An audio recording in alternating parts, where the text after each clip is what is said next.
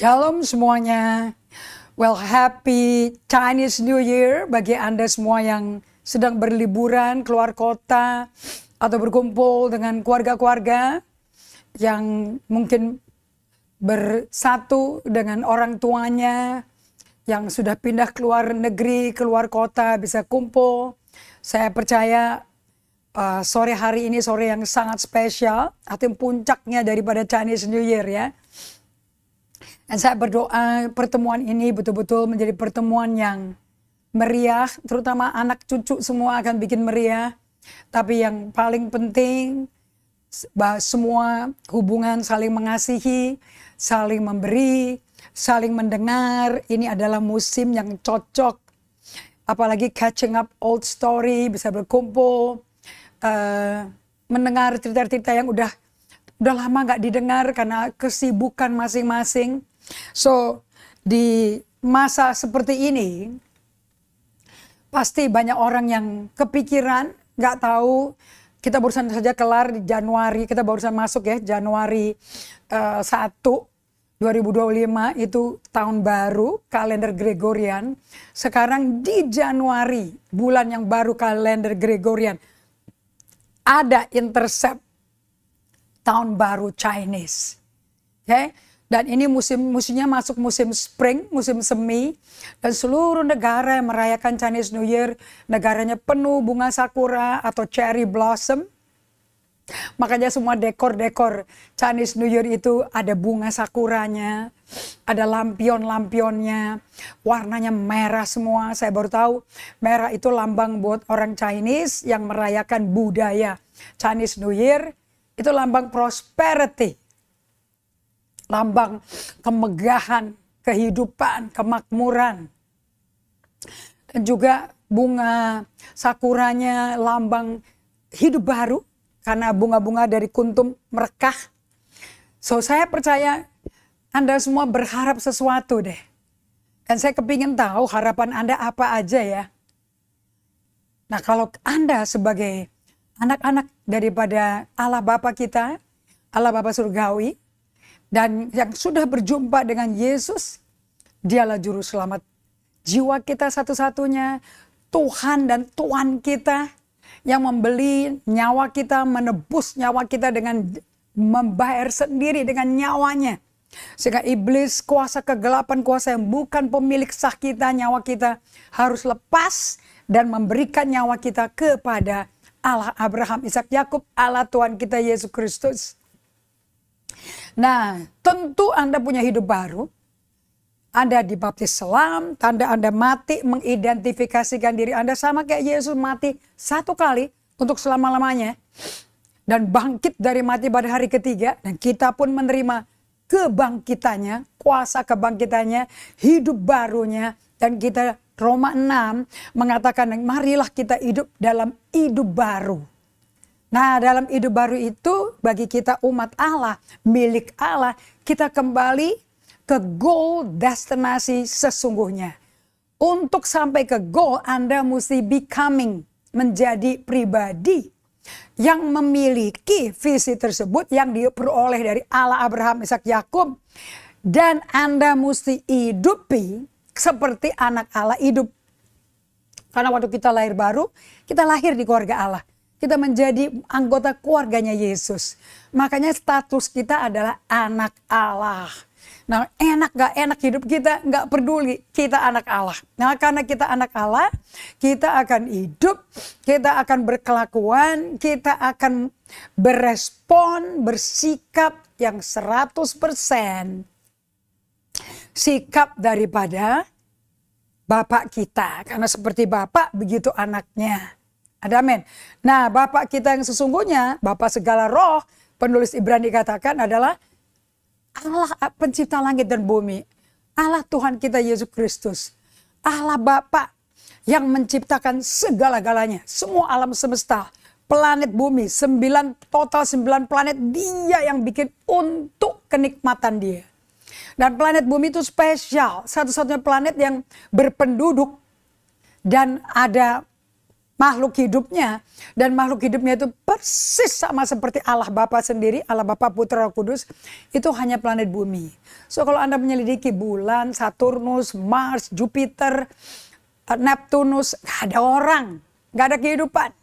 Kehidupan hanya ada di bumi.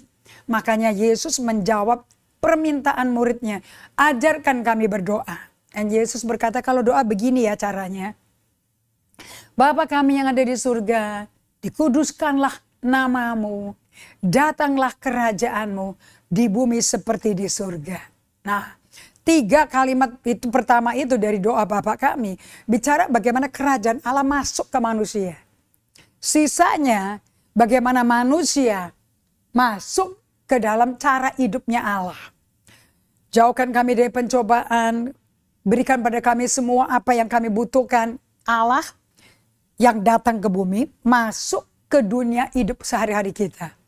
Ampuni kami seperti kami mengampuni orang yang berhutang pada kami, yang menyakiti kami.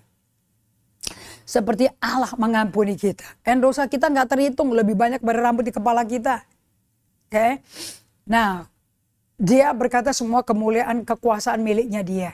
Dan dilanjutkan dengan kalau engkau nggak mengampuni orang atau saudaramu yang menyakitkan kamu langsung, nggak langsung, sengaja, nggak sengaja.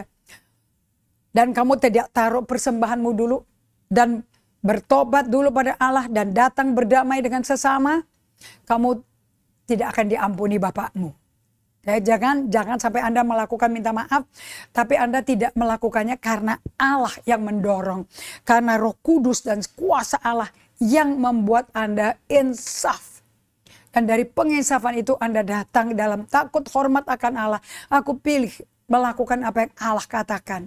Ampunilah sesamamu seperti kamu mengampuni dirimu. Nah, saya berdoa di tahun baru Chinese ini banyak sekali anak-anak Tuhan yang kumpul dengan keluarga untuk menghormati tradisi budaya Chinese. Tapi ini bagian yang bagus ya, karena keluarga berkumpul. Ya, udah lama nggak ketemu berkumpul, diusahakan berkumpul. Dan anak cucu-cucu dapat angpau, dapat benih untuk menjadi tabungan pertama di tahun pertama ini. Sehingga tidak hidup foya-foya, tapi bisa memelihara, mengawasi, mengelola apa yang dipercayakan orang tua kepada Anda. So, kalau Anda sampai, saya tadi dengar, nggak semua orang lajang dapat angpau ya ternyata. Itu tergantung usianya berapa. Saya rasa kalau udah mulai cari uang sendiri nggak dapat angpau lagi. Apalagi udah 40-an katanya. So dari lahir sampai Anda mulai mau kerja, lulus college, Anda bisa kumpulin berapa tuh? Minimum 18 kali angpau. Itu dari satu orang. Kalau dari oma opa dapat dari double. Dari oma opa mami papi quadruplet. Dan tiap tahun seperti itu. Coba bayangkan. Apakah Anda miskin? Apakah Anda nggak punya apa-apa untuk melakukan dikelola sesuai kehendak Allah? Enggak dong. Bahkan Anda bisa tabung. Dan kalau sudah sampai 18 tahun ditabung. Bayangin ya, satu tahun bisa minimum 4 orang kasih angpau kepada Anda. Oke? Itu dari satu keluarga. Saya dengar pada tur keluarga-keluarga. Apapun yang dilakukan. Tidak mungkin tidak Anda dipelihara Tuhan. Mau rohani, mau mental, mau kesehatan emosi, mau fisik, mau berupa cash, semua Tuhan sediakan. Karena Allah semua menciptakan Anda serupa gambar rupa Dia. Makanya Anda belum tahu atau tahu, Anda harus tahu. So, hari ini, tahun baru Chinese kan. Visi Anda apa buat tahun baru Chinese ini? Masuk ke bulan baru ini.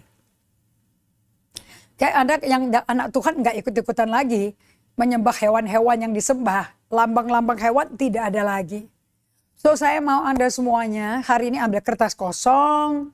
Dan Anda mau tulis vision yang isinya tentu janji Allah, impian Allah bagi Anda dan saya. Kalau impian kita mau memiliki apa yang kita mau, ya bisa dikerjakan sih, tapi kalau Anda tidak konsisten, tidak disiplin, bisa mundur sebelum Februari udah nyerah. Karena mimpi itu melampaui kondisi sekarang. Tapi dengan ada mimpi, ada counter mimpinya. Apa itu counter mimpinya? Batu sandungan, kesulitan, akibatnya patah semangat, tawar hati, kecut hati. Kok mau mulai yang baru aja susah amat sih? Dan hati-hati ya, jangan lihat ke Tuhan untuk kesusahanmu.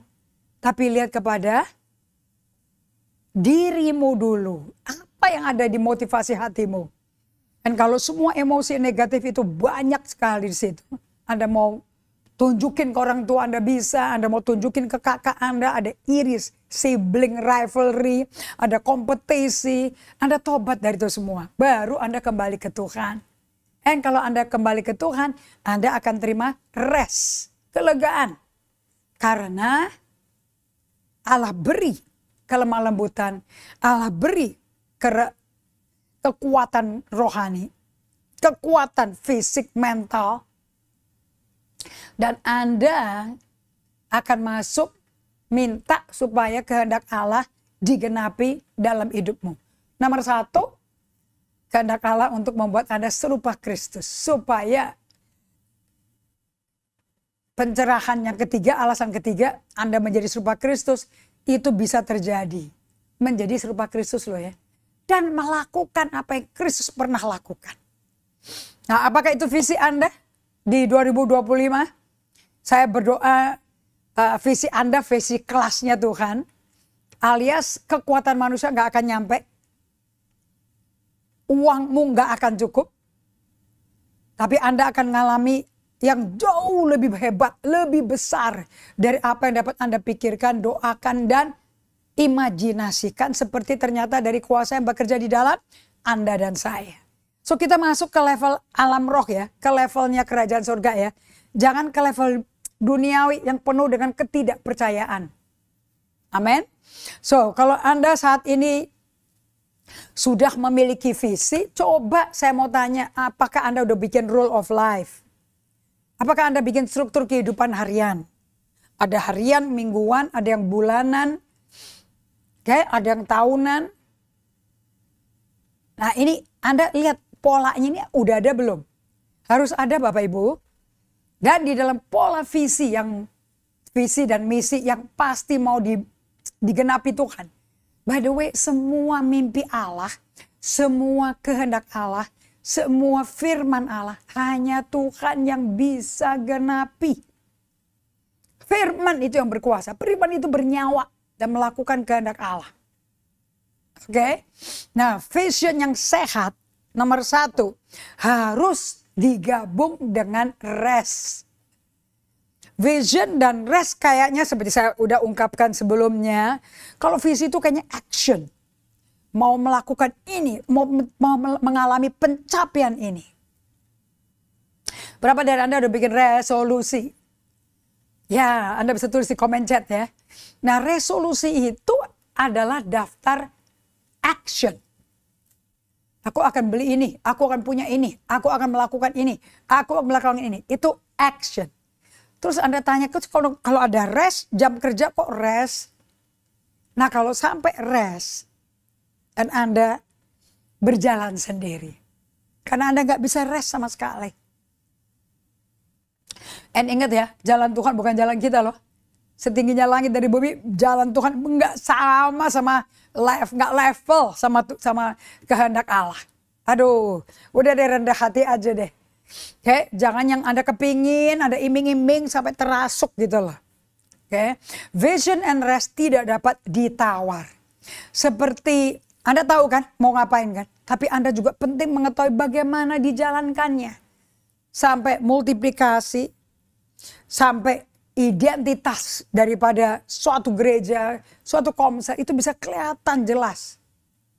So saya berdoa Bapak Ibu semuanya dalam kondisi prima dan Anda berdua sepakat seia sekata untuk bisa berada sama Tuhan.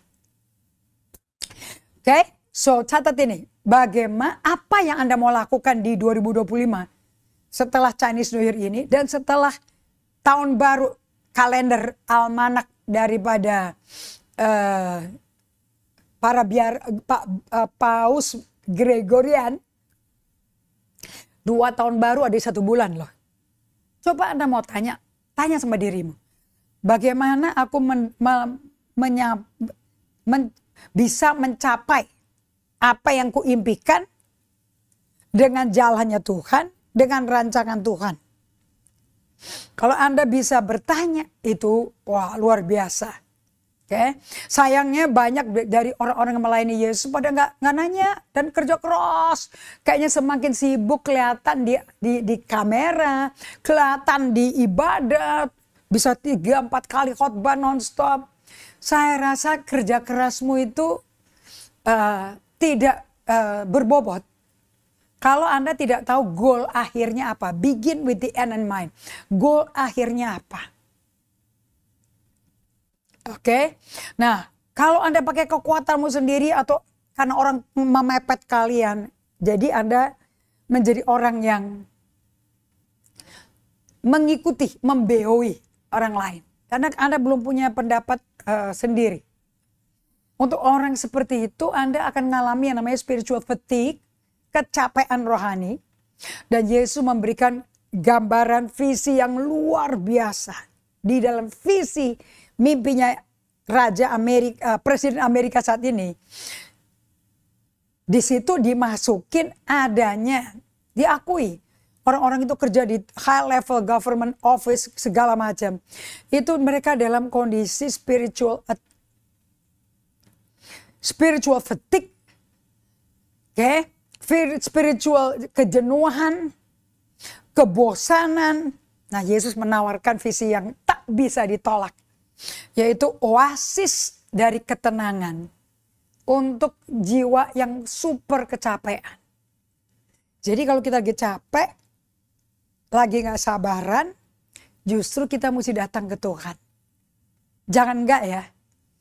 Nah, rest itu selalu diasosiasikan dengan ingatan masa lampau, tempat-tempat yang kita pernah kunjungi, deja vu, orang-orang yang membuat apa yang belum lengkap menjadi lengkap. Dalam rest, Anda percayakan semuanya itu kepada Tuhan. Nah, untuk Anda bisa rest ini, Anda butuh training. So, saya minta Anda buka 1 Timotius 4, ayat yang ke-7. Di sini Anda akan belajar bahwa untuk bisa memiliki visi ini tercapai, Anda mesti training loh. Bukan saya berupaya untuk belajar, saya berupaya untuk mencoba, nggak ada. Oke, lihat apa yang dikatakan Paulus kepada Timotius, gembala muda dari gereja terbesar yang Paulus pernah bangun dengan kuasa kebangkitan Tuhan, yaitu gereja Efesus di Turki. Tetapi jauhilah tahayul dan dongeng-dongeng nenek moyang. Yang ini nggak usah dipikirin deh. Oke, apalagi tahayul. Nah, yang kalimat berikutnya yang penting. Latihlah dirimu beribadah. Jadi ibadah itu nggak spontan loh, nggak natural. Perlu latihan. Kalau bahasa Inggrisnya train yourself. Train yourself. Dan di ayat 8, nah ayat 7 itu latihan rohani. Latihan ibadah. Latihan worship. So, kalau di bahasa Inggrisnya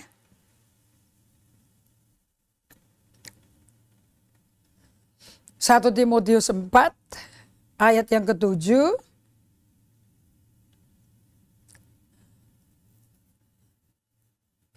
Have nothing to do with irreverent, silly myth. Jangan main-main lah ngomongin hal-hal yang mitos-mitos. Titik. Rather, train yourself for godliness. Nah, bahasa Inggrisnya lebih jelas kan? Train yourself for godliness. Jadi datang ke gereja seminggu sekali, duduk dengerin khotbah nih, di live YouTube, nggak bikin Anda melatih loh. Anda bisa dengerin saya, masuk kuping kiri, keluar kuping kanan. Anda bisa dengerin saya, otaknya nggak nangkep. Karena Anda nggak pernah lakukan training. Jadi untuk orang mau sehat, mesti latihan makan makanan sehat. Mau sehat fisik, latihan ke gym, olahraga. olahraga yang tidak perlu ke gym juga ada. Saya nggak ke gym. Oke, tapi di sosmed-sosmed itu ada latihan olahraga untuk dari ibu-ibu yang di atas 60, di atas 40. Kalau saya di atas 60, 70. Oke, latihan keseimbangan tubuh. Kalau masih bisa jongkok, berdiri, tidak goyah, tidak jatuh, berarti ototnya kebangun. Tapi itu tidak terjadi karena, aku kuat loh. Itu ada latihannya. Nah di sini dikatakan, rather train yourself for godliness. Bahasa Indonesianya, latihlah dirimu beribadah. Kalau ke sekolah kita nggak latihan loh. Karena kamu di 2 tahun, 3 tahun kelar. Habis itu lupa. Kalau ini Anda sekolah Alkitab apa tidak, Anda ke ibadah hari Minggu apa tidak, tiap hari. Sesuai firman Allah, sesuai permintaan Allah. Jangan kau lupa perkatakan kitab Taurat ini, itu latihan ibadah tuh. Tapi renungkan itu siang malam, per hari siang malam, siang malam. Kalau kita udah ikut Tuhan 30 tahun, siang malam, siang malam. Kira-kira hidup sesuai dengan kesalehan Tuhan, sesaleh Yesus terbentuk gak? Ototnya terbentuk. Memori muscle-nya di badan terbentuk. Nah, karena kalau latihan for while bodily training is of some value. Ya, olahraga latihan badani terbatas lah gunanya. Tapi ibadah itu berguna dalam segala hal. Okay? But godliness is of value in every way. As it holds promise for the present life and also for the life to come. Ibadah, latihan ibadah rohani, ibadah ilahi, itu berguna buat sekarang, hidup sekarang, maupun untuk nanti yang akan datang. Jadi Anda jangan ngaku-ngaku bahwa Anda kalau mati ke surga loh ya. Kalau nggak pernah latihan, mau ke surga yang mana? Sama aja kayak satu hamba Tuhan berkata seperti ini. Dari praktek saya, practicing the presence of the Lord. Oke, practicing the presence of the Lord. Brother Lawrence, abad 16 punya biarawan. Dia latihannya di tempat kerja. Tempat dia itu koki. Tempat dia motong ayam. Motong ngeraciin daun bawang, seledri, mempersiapkan untuk bahan-bahan yang untuk dimasak, maupun dia di dalam sel-selnya dia, di tempat tidurnya dia, kamar tidurnya dia, selalu latihan, nggak ada bedanya, nggak ada hari biasa kayak orang dunia, sifatnya kayak waktu belum bertobat, ya semua juga begitu, terus hari Minggu suci, nggak ada, itu orang nggak latihan sama sekali. Day by day melatih Anda. Whether you like it or don't like it, nggak ada isunya. Anda datang ke Tuhan, Anda berada bersama Tuhan, Anda praktek berdoa, doa pernapasan, Anda praktek solitude, silence, and centering prayer. Anda lagi latihan. Nggak ada kan orang latihan ke gym. Aduh aku kerasa ini, nggak ada. Bahkan nggak kerasa apa-apa, bisa sampai ke status kondisi boredom loh. Bosan loh, karena nggak kerasa apa-apa. Demikian pula training godliness nggak kerasa apa-apa loh. Anda jangan berpikir bahwa kamu akan merasa kayak sedih, air mata berkuluan, merinding-merinding. Nggak ada sama sekali. Ya nanti Anda akan belajar sampai titik tertentu, ketemu Tuhan di titik itu. Anda baru tahu kepada Anda cara Tuhan ketemu Anda itu seperti apa. Okay. So while bodily training, Anda pergi ke gym pendaftaran di gym-gym internasional, itu ada nilainya. Tapi cuma some. Kalau godliness, ibadah yang saleh, keilahian, itu 100% berharga. Dalam segala cara, itu paling berharga. As it holds promise, karena itu memegang janji. Coba Anda lingkari kata janji. Mengandung janji, tentu janji Allah dong. Ini Alkitab kita kan isinya janji perjanjian lama, perjanjian baru. Oke, mengandung janji baik untuk hidup ini maupun untuk hidup akan datang. Itu hidup kalau sesudah mati itu. Dan hidup pada waktu Yesus kembali kedua kali. Kan ada yang mati, ada yang belum. Berbahagialah yang belum mati. So, kalau Anda hidup ini sehari-hari cuman ngurusin kerjaan, tapi Anda nggak berlatih sama Tuhan, percuma. Percuma sekali. Oke, nggak ada nilai kekalnya. Dan Anda kelewatan tidak masuk dari situ. So untuk visi 2025, Anda mesti masukin ini. Ibadah untuk menjadi saleh, bergaul dengan Tuhan, ini nilainya segalanya. Karena mengandung janji Allah semua. 66 buku punya janji loh. Oke. Dan baik untuk hidup ini maupun untuk masa depan. So saya mau tanya pada Anda. Ya, saya bagikan pada semua karyawan saya, kebagikan kepada jemaat saya. Ya, baik di Kersel maupun di kantor. Saya mau tanya, yang bikin Anda sukses apa nggak sukses siapa? Yang menentukan, memprediksikan Anda akan hidup kekal atau hidup dalam kutuk itu siapa? Coba baca tuh. Ibadah badani aja, minum apa suplemen lah segala macam, pakai berapa kilo lah, makan ini nggak boleh, makan ini nggak boleh supaya nggak ada fat, ya, di jantung, di liver, semua Anda lakukan itu. Pantang ini, itu terbatas loh gunanya. Karena yang Anda fokuskan itu yang dari debu. Yang dari debu akan mati kan, 70-80 tahun. Dan kembali ke debu. Dan gak ada nilai kekalnya debu. Tetapi ibadah yang berguna, ibadah itu berguna dalam segala hal. Ibadah itu godliness, training godliness. Ayat 7. Latih dirimu beribadah pada Allah. Solitude, silence, stillness, centering prayer. Sabat. Itu mengandung janji. Sama kayak hormatilah orang tuamu, taatilah mereka dalam Tuhan. Karena itu mengandung janji, panjang umur dan bahagia. Jangan panjang umur tua tapi menderita sekali dan tidak bahagia. Percuma. Dan semua orang tua mau 100 tahun, 104 tahun. Kalau di sosmed banyak ya, yang 104 tahun, yang 110 tahun. Buat apa hidup bertahan gitu tua? Dan ditanya sama cucunya, rasanya kayak apa? Nah kalau jawabannya, oh saya menikmati janji-janji Allah di usia 110 digenapi. Yosua meninggalnya 110 tahun. Musa 120 tahun. Dan sekarang hidup di bumi dengan AI, dengan COVID, dengan apa tuh virus-virus yang anak-anak kecil yang terserang semua. Aku bisa hidup ibadah sama Tuhan. Otot memori tubuhku kuat. Bukan otot kaki aja yang kuat. Aku hidup dalam kuasa kasih karunia Tuhan. Kuasa kebangkitan Tuhan. Aduh enak sekali. Dan aku siap menghadap kepada Dia. Untuk hidup kekal selama-lamanya. Eternity to eternity. Nah semuanya ini adalah how you do it. Bagaimana Anda melakukan visi Anda. Anda mesti punya hidup latihan ibadah. So, rest itu ibadah sama Tuhan. Makanya visi sama rest nggak bertolak belakang. Justru itu jodoh. Itu partner. Nah kalau Anda atur hidup Anda sibuk, aktif. Tapi sambil aktif, sambil ibadah. Ibadah itu dialog sama Tuhan Bapak Ibu. Nah jadi ngomong sama Tuhan nggak aneh. Oke.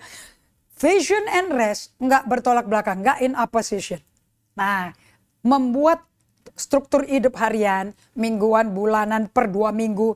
Pakai rest, artinya kasih space buat Tuhan. Itu normal, itu manusiawi, itu serupa Kristus.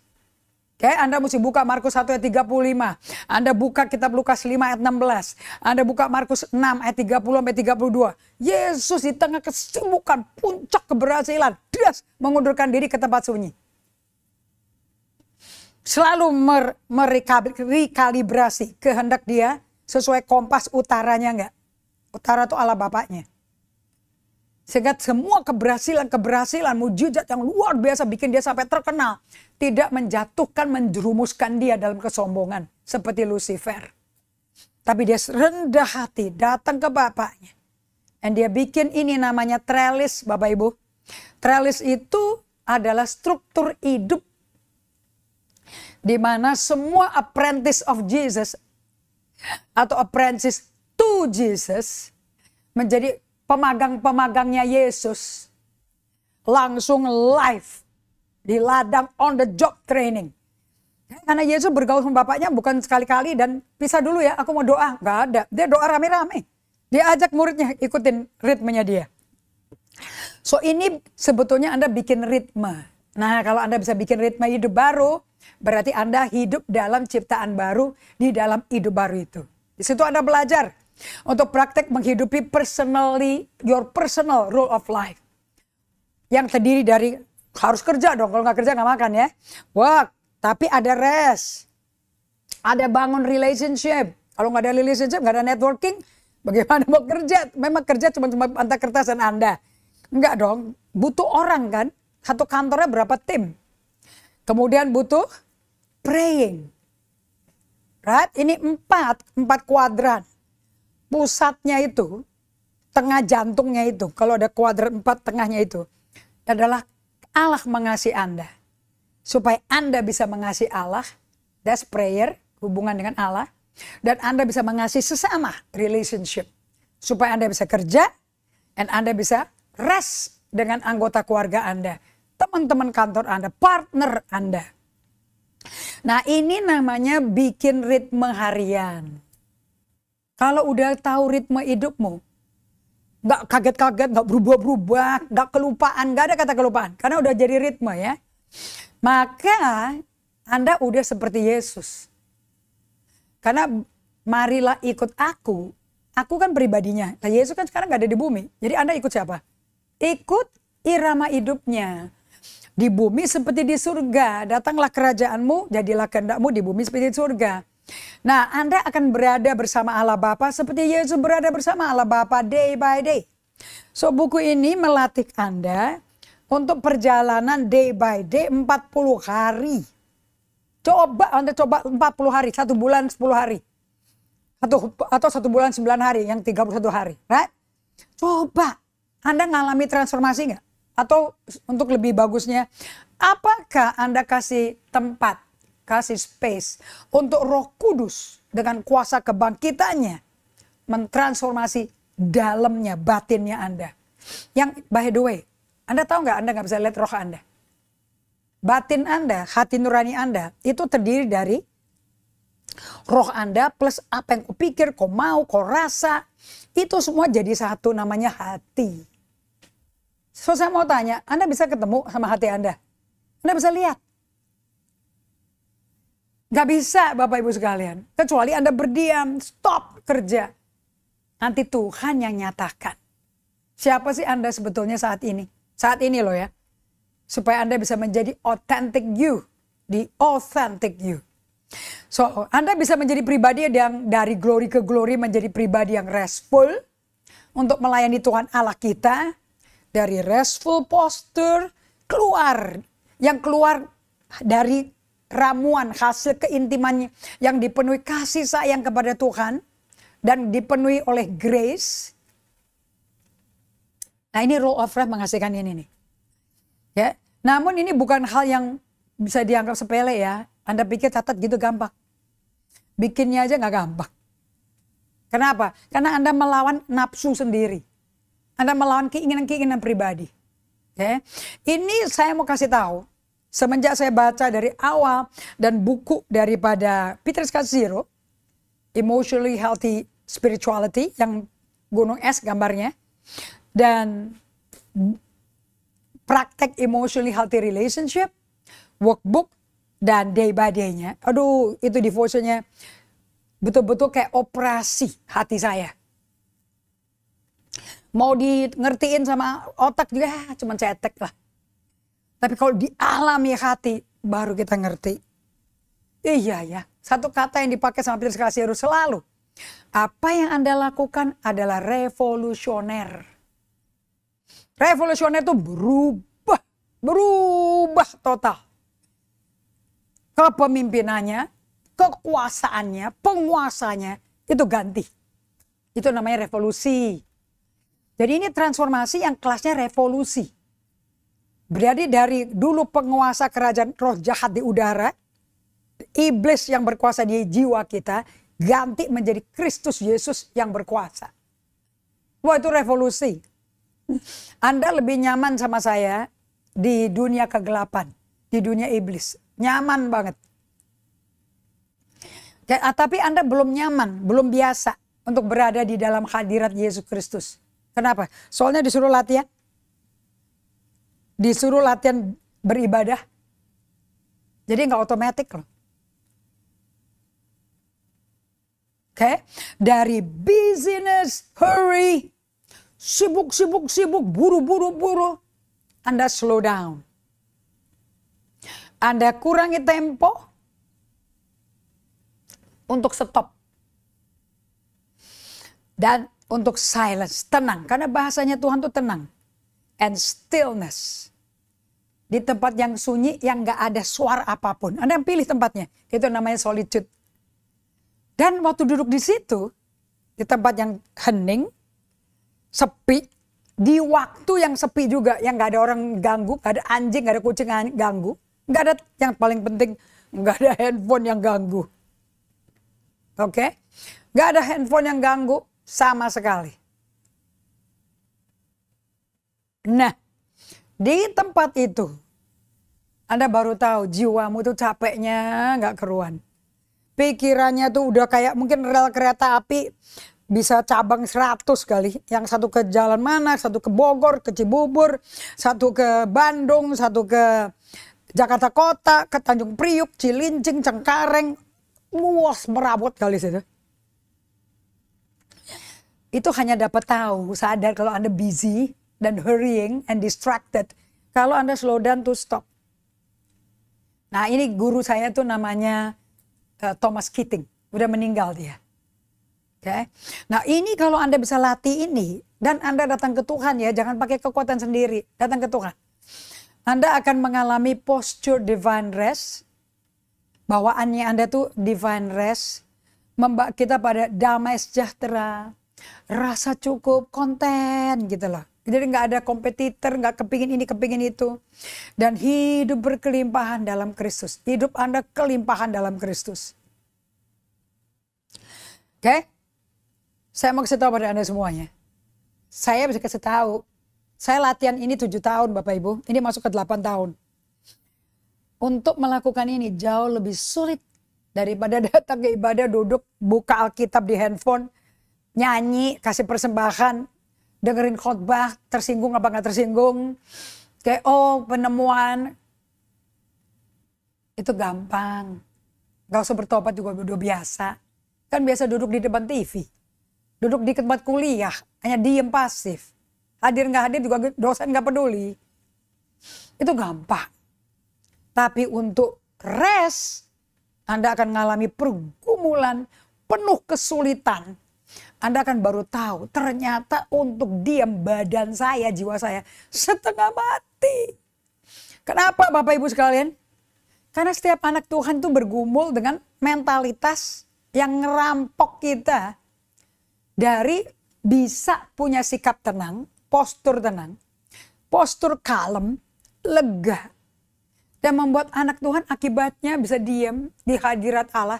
Jadi subur, jadi makmur, jadi rohaninya subur, bertumbuh, bertunas terus walaupun sudah lanjut usia. Jadi lanjut usia bukan tambah pensiun ikut Tuhan, salah total itu kalau dari muda gak biasa bergaul sama Tuhan, tuanya gimana? Oh, satu rabi ngomong kayak gini, Abraham Hasyo. Kalau, dan satu lagi rabi Isaac siapa? Bukan Isaac Newton, Isaac somebody. Dia ngomong gini, kalau di dunia aja kamu kamu nggak suka dan nggak mau ngalami divine rest, kamu bergumul dengan segala macam kesulitan buat sungguh-sungguh bisa punya divine rest. Divine rest itu kan berada di hadirat Tuhan kan. Kalau itu bergumul, banyak gangguan, sibuk di kantor, aduh diundang main game. Saya mau tanya, berarti Anda gak betah dong? Anda gak betah dong berada sama Tuhan? Terus Anda mau mati ke surga, kayaknya hipokrit deh. Munafik loh. Di hati kepingin sama Tuhan, di mulut gak kepingin.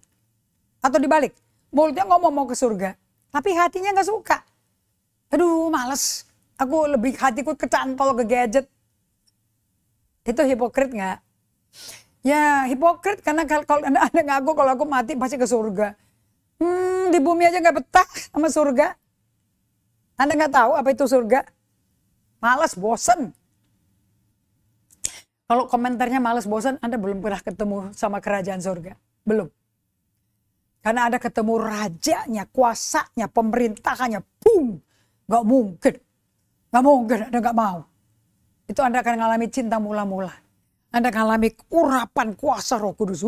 Indahnya gak keruan. Oke, nah. Apa mentalitas yang merampok kita dari restful attitude? Jadi problem kita tuh di pikiran Bapak Ibu. Pikiran kita sendiri bisa ngerampok postur sikap pembawaan diri yang restful. Coba Anda baca sama-sama. Mental kita sendiri, medan peperangan kita tuh pikiran. Oke, pikiran apa nih? Ada 3 pikiran yang ngerampok waktu kita dapat postur rest. 1. Pikiran yang berkata, aduh ngapain sih mengurangi tempo, apakah gue kurang kerjanya banyak banget. Aduh aku males deh untuk mengurangi tempo, apalagi berhenti gak ngapa-ngapain 24 jam, aduh. Anda berpikir slowing down tuh buang-buang waktu, buang-buang duit. Itu kan udah stronghold ya, benteng-benteng kubu-kubu, siasat manusia betul. Akibatnya Anda gak berhenti untuk memberi kesempatan Tuhan merawat jiwa Anda supaya Anda gak terlantar, tapi Anda lebih fokus ke hal-hal yang sementara, yang gampang hancur. 2, Anda mengalami kesulitan untuk tenang, tidak akan bisa tenang sampai Anda mengenal kehendak Tuhan. Oke, Efesus 5 katakan jangan kamu jadi orang bebal, jadilah orang arif mengetahui kehendak Allah. 3, pikiran kita, aduh susah amat ini untuk bisa mengendalikan semua masalah yang sedang kuhadapi. Udah gitu aku disuruh berdiam lagi. Mesti stop, doa pernapasan lagi. Aduh aku takut semua gak bisa terkendali loh ini. Jadi aku butuh untuk berada bersama Tuhan. 3 perampok keras ini grogotin jiwa kita. Emosi kita. Ini yang membuat kita merasakan bahwa nilai hidup kita pada dasarnya adalah performance. Atau saya nggak bisa rest sama sekali dari segalanya dalam hidup saya ini.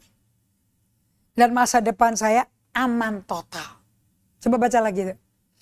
Inilah yang membuat kita merasakan bahwa nilai hidup saya ini dasarnya ada performance. Hasil karya saya, itu dia siapa saya. Atau saya itu nggak bisa rest. Sampai segalanya dalam hidup ini dan masa depan anak cucu kita itu bisa aman total. Sebab Bapak Ibu, kalau kita tidak punya dasar hidup untuk rest, sibuk performance, Anda perlu berdoa. So ketiga perampok-perampok jiwa kita. Supaya jiwa ini nggak multifunction overthinking. Tapi bisa rest. Dan kalau Anda nggak tahu ketiga perampok itu, Anda akan terjerat. Saya ingat ada hewan di pet shop, yaitu marmut ya. Yang selalu bergerak terus. Dia dikasih roda, itu roda kincir air. Jadi kan nggak jalan dong roda itu. Hanya muter-muter, dia gini-gini terus. Dalam waktu 4-5 jam kemudian, dia masih di tempat yang sama, berdiri di tempat yang sama, dan tangannya tetap ngerol. Itu namanya the hamster wheel of works. Itu orang yang gak percaya Tuhan. Anda mau tahu hidup dengan Tuhan itu apa? Anda mau tahu hidup dengan iman itu apa? 2 Korintus 5:7. Orang benar hidup karena percaya, bukan karena melihat. Anda mau tahu hidupnya kayak itu kayak apa? Anda gak ada, pikirannya itu tidak ada seliuran. Apa kata orang, ini mesti dikerjakan, ini mesti diberesin, ini mesti dilakukan. Gak perlu. Gak perlu. Itu bikin Anda stres, frustrasi. Apalagi jamnya sudah lewat. Anda mestinya sudah di tengah jalan, masih di rumah. Nah hamster itu binatang kayak marmut. Dikasih kincir air, tapi yang kayak roda. So itu air mancur, dia tuh seneng. Terus dia mainin rodanya terus. Setelah 3 jam dia gak sadar kalau dia tuh masih di tempat yang sama. Sementara yang punya softwarenya mau pindah tempat, mau pindah negara, sehingga dia kosong sendirian. Coba kalau Anda latihan badani, latihan ibadah ilahi, nggak mungkin ada kesepian. Dan ini 3 perampok nggak akan memenuhi pikiran Anda, nggak mungkin. So, cara memupuk rest, saya mau bagi 3 ya. Ada sepanjang hari, ada yang mingguan, ada yang bulanan. Dan yang terakhir sepanjang tahun 2025. Oke, cara memupuknya itu dalam trellis, dalam what do you call it? Trellis dalam rangka format untuk tanaman merambat. Anda mesti punya oasis. Anda mesti punya yang namanya sumber-sumber yang lain. Nah, semua itu mesti dikasih ke Tuhan. Oke. Nah, sekarang kita mau bahas dulu ya, rest throughout your day, perharinya. Anda bisa mulai dengan meditasi di subuh hari dari Markus 1 ayat 35. Dan Tuhan Yesus pada waktu masih gelap keluar rumah dan duduk berdoa kepada Bapaknya. Oke. Terus Mazmur 119 ayat 164, 7 kali sehari Daud berkata, aku memuji Tuhan. Daniel 6 ayat 10 waktu dia dengar Raja Darius bikin dekret kalau orang gak menyembah patung dia akan masuk ke gua singa. Dia langsung naik ke tempat doanya, dia di attic, di bawah genteng rumahnya. Dan dia menyembah Allah. Di depan semua orang Babylon. Padahal kan mereka mau bikin si Daniel tidak sembahyang ke Tuhan yang Tuhannya dia. Harus ikut Tuhan di Mesir. Di Babylon. Tapi apa yang dilakukan sama Daniel? Aku nggak bisa. Karena aku ada tamu yang ku mesti jagai. Dan aku tahu orang yang melakukan firman Tuhan, mentaati. Anda akan tahu bahwa Anda itu betul-betul berada bersama Tuhan. Karena hadiratnya datang memeluk kencang Anda, merenggut jiwa Anda. Dan memberikan rasa puas dan sukacita abadi dan kasih setia yang luar biasa. Daniel naik 3 kali. Seperti biasa. Yang ditantang itu doa ke Tuhannya kok. Akhirnya dilihat sama orang-orangnya si Darius tuh, si Daniel nggak melakukan. Diturunin masuk penjara, gua singa saja. Singa lapar. Anda tahu ya ceritanya gimana? So, praktek meneladani ritme hidupnya Yesus akan memberikan peacefulness and stillness ke seluruh tubuh kita. Rasanya lega, damai, kalem. Caranya bagaimana? Melalui melakukan Lectio Divina. Oke, so saya punya buku ini dari guru saya banyak. Oke, Lectio Divina, Leader's Guide dari Bill and Christy Gaultier. Ini suami istri, satu psikoterapis, yang satu psikologis, dua-duanya PhD. Tapi kenapa kok mereka bisa terlibat dalam hal ini? Karena mereka hampir cerai Bapak Ibu. Karena suaminya itu alpha man. Dan kalau dia udah punya waktu itu dia udah berambisi kuat mau bikin buku. Gak ada yang geming. Gak ada, publisher company gak ada yang jawab. Gembalanya diem aja. Penasihat rohani dia diem aja. Emang kenapa? Bikin buku kenapa? Dan dia pada waktu bikin buku gak ada waktu sama istrinya sama anaknya. Sampai anaknya berkata, halo stranger. Dia tahu itu badan bapaknya tahu. Cuman karakter Allah Bapak, karakter kebapaan itu apa ya? Pembapaan itu apa ya? Nah, untuk Anda mau tahu bagaimana bisa melakukan itu, Anda lakukan yang namanya bagaimana melakukan Lectio Divina. Oke? Lectio Divina adalah disiplin rohani. Semua yang saya bagikan dalam Rule of Life itu disiplin rohani loh. Itu namanya Anda prioritaskan Tuhan. Kejar dulu kerajaan Allah dan kebenarannya. Nah, kalau itu yang utama dan terutama adalah itu dan dipahami, baru nanti semua yang diingini orang, dicecer sama orang dunia, akan ditambahkan pada Anda. Kita nggak bisa kurang. Anda akan mendapat popularitas, Anda akan mendapat ketenaran karena orang yang datang nyari Anda. Itu dibikin sama Tuhan. So what is Lectio Divina? Spiritual discipline. Kayak sama kayak solitude silence juga spiritual discipline, sabat juga spiritual discipline. Dimana Anda, kalau khusus Lectio Divina, Anda meditasi firman. Meditasi firman. Yang mana Anda secara perlahan, dengan penuh doa, dan Anda membaca ulang firman yang dibaca tadi, yang datang ke Anda tadi, supaya Anda bisa dengar suara Tuhan di dalam ayat itu dan bisa aplikasikan firman Allah bagi diri Anda dan diri saya. Jadi Anda tuh kalau Lectio Divina tuh Anda Alkitab membacain Anda. Ya, the Bible read you, bukan Anda yang baca Alkitab. Dan jangan ditafsir, please. Okay, so in which you slowly, prayerfully read and reread a text in order to listen and apply God's word, dan Anda bisa aplikasikan dalam hidup Anda. Okay, ini Lectio Divina. Nomor 2, Anda melakukan meditasi perenungan dari Ignatius Loyola. Saya lihat sejarah hidupnya dia, wow, luar biasa. Ini doa eksamen. Doa eksamen itu doa memeriksa diri Anda. Okay? Banyak dari orang-orang yang kehilangan nutrisi rohani. Sebab mereka nggak tahu bagaimana secara efektif memakai bayangan mereka pada saat mereka supaya Anda bisa menguji diri Anda bisa bercermin pada firman Allah, sebab firman Allah itu cermin kita. Jadi kalau Anda buka Alkitab, Anda bercermin, biar Tuhan ngomong ke Anda. Oke, jadi Ignatian meditation adalah metode meditasi ayat, di mana Anda pakai imajinasi Anda.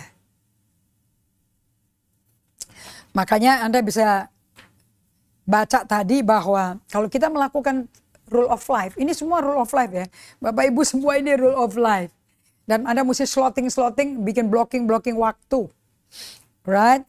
Nah, saya mau kasih tahu pada Anda semuanya, semua spiritual discipline ada di buku ini. Anda kalau mau beli bukunya silakan kontak Amazon.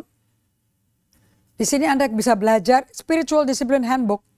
Praktek-praktek yang bisa mentransformasi Anda dari dalam keluar, sehingga Anda bisa bekerja dari dalam Anda keluar jiwa Anda. Oke, so di sini Anda bisa baca breath prayer, witnessing, community living, meditation, incarnate the love of Christ, breath prayer, semuanya komplit. Ini mesti masuk di slot-slot di rule of life itu. Oke, kemudian Anda melakukan breath prayer. Oke, Anda bisa pasang lilin. Ini biasanya sebelum solitude silence, Anda udah datang ke tempat itu, udah tenang dulu. Tarik napas dalam-dalam. Hitungan 5. Hembuskan. Tarik napas lagi, hirup hadirat Allah. Buang emosi negatif. Oke. Yang paling favorit saya kalau melakukan Mazmur 60, melakukan breath prayer ya. Saya paling suka doa Mazmur 62 ayat 1 sampai 5. Oke. Nah, ini yang Anda lakukan, ini yang saya bagikan, ini namanya praktek ibadah harian. 1 Timotius 4 ayat 7b ini. Ibadah harian itu bagus. Nilainya berguna dalam segala hal. Untuk hidup sekarang dan hidup nanti. Beda sama ibadah latihan exercise badani. Oke, saya wrap up ya. Praktek rest throughout the day. Ya, di mana kita praktis meditasi firman Tuhan. Dan firman mengajarkan kita untuk selalu, pada waktu kita praktek throughout the day, kita masuk ke budaya apa? Slow down. Supaya bisa apa? Jiwanya tenang, quiet your soul. Anda screenshot aja nih. 3, Anda bisa nyambung, berkoneksi dengan hadirat Yesus yang penuh kasih dan Anda akan balik ke cinta mula-mula. Mulainya dari hari ini ya. Kemudian Anda praktek meditasi firman mengajarkan kita untuk selalu apa? Untuk selalu berada dan memiliki resep hidup fruitful untuk rest. Jadi kalau Anda orangnya seger dengan firman, itu Anda fruitful. So breath prayer membuat Anda bisa slow down, quiet your soul, connecting with Jesus, loving presence, dan meditasi firman. Izinkan firman ngomong ke Anda. Anda pasti restful. Yang kedua setelah breath prayer ya, Anda masuk Lectio Divina dan Ignatian Meditation. Itu doa eksamen, itu Ignatian. Lectio Divina doa firman, doa ayat, doa scripture. Ini praktek-praktek yang menolong kita untuk alami firman Allah yang hidup. Dari baca logos, Anda mengalami firman itu sendiri. Anda akan mengalami firman itu hidup dan kuat memisahkan emosi kita, kemauan kita dengan roh kita. Nah, Roh Kudus tahu kita kemauannya apa. Yang kitanya yang melalang buana mengembara, ketahuan banget. Dan Anda yang tahu, Anda lagi mengembara.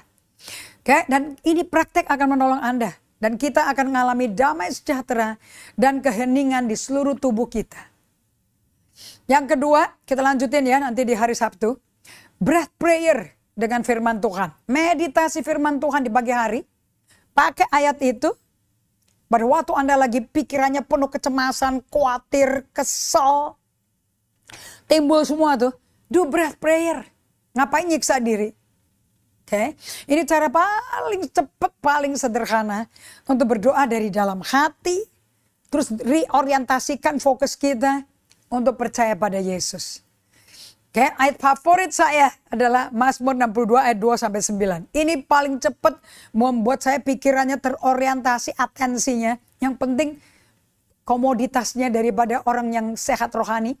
Itu komoditasnya namanya fokus atensi. Di mana pikiran kita ke arah Tuhan Yesus di tengah pikiran kacau beliau. Lihat nih, hanya dekat Allah saja aku tenang. Daripadanya lah keselamatanku. Oke, nah di sini Anda akan berdoa tarik napas. Nah, Anda tarik napas, kemudian Anda berkata, hanya dekat padamu Tuhan, aku tenang. Padahal Anda diam. Oke, Anda bernapas, Anda terima hadirat Yesus, hanya ngomong hanya dalam Kristus saja. Terus tahan napas hitungan 5, peluk restnya Tuhan Yesus. Tuhan Yesus punya rest, lega, itu dimasukin ke Anda. Ada di jiwa Anda. Terus hembuskan napas Anda pelan-pelan, buang sambil ngomong. Jiwaku mendapat ketenangan. Aku lepaskan emosi negatif. Pokoknya ya Bapak Ibu, ini doa yang luar biasa untuk dihafalkan, dipraktekkan pada saat Anda merasa berada di tepi tebing. Alias kepepet, mepet, kepepet, ekstrim ketakutan. Kita akan lanjutkan hari Sabtu, di mana kita belajar bagaimana rest sepanjang minggu dan rest sepanjang tahun.